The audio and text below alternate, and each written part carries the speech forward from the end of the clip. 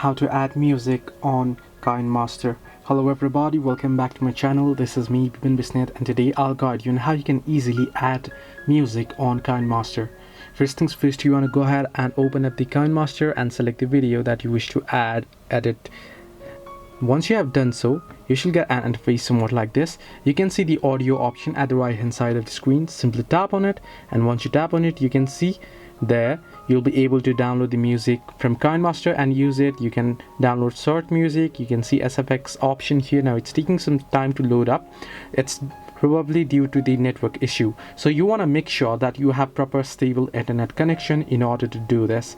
So from this music option, you can go ahead and download any music. Now you'll need the premium here. You can see with the premium signs you'll need premium, or you can download the free ones, and you can simply tap on it and tap on plus icon and it'll be added to the video down there, and you can edit it and add it there.